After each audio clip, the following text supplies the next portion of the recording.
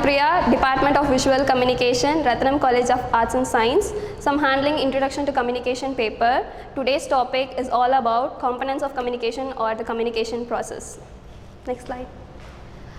Before looking into communication process or the component of communication, let's see what a communication is. Communication is nothing but sharing or expressing your ideas, thoughts, or expression of any kind of emotion, feelings to another person from one end to another end.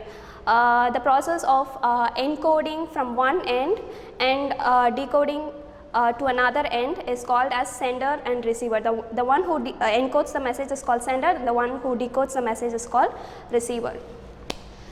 So the components of communication is, the first one is source, message, and then channel, receiver, and then the last one is feedback. So who is a source or what is a source? Source is nothing but the person who initiates the message or the place where the message is being started from one end to another end. The person who initiates the message is called as source. The source is the start of the communication. The person who encodes the message is also called as encoder, and the person who decodes the message is also called as decoder. The next one is message. Message is nothing but the content or the information you are willing to share. Either the sender can share the message or even the receiver can share the message, vice versa. The message can be with emotions, feelings, or whatever it might be, but the message either can be transmitted verbally or non-verbally. Next slide please. When the source initiates the message is being transmitted through a channel, it is carried through a channel, and then it reaches the receiver end, which is the destination spot. So channel is nothing but the medium through which the sender encodes the message. The message is being encoded through a channel, and the receiver decodes the message from the channel and sends its feedback to the sender again.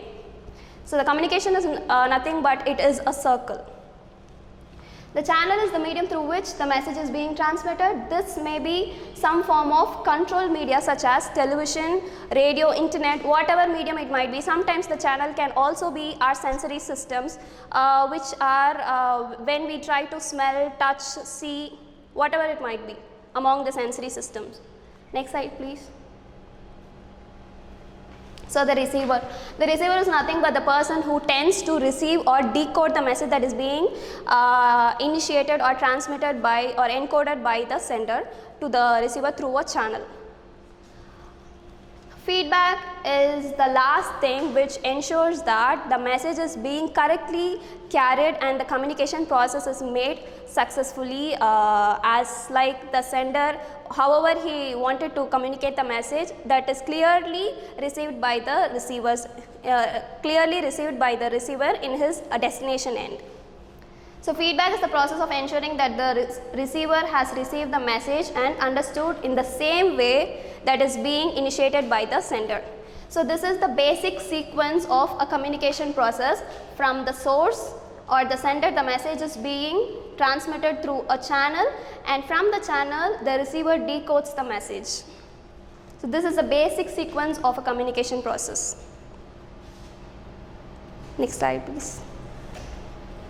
So now we are going to see about the barriers of communication. The common barriers to effective communication is, the first one is use of jargon. Jargon is nothing but the overcomplication usage of words sometimes seems unfamiliar with the person you try to communicate with. The second one is emotional barriers or taboos. Taboos is nothing but something is being prohibited, that you shouldn't do this, or some stereotypical mindset of people that you shouldn't involve your things within that. So emotional barriers set off limits.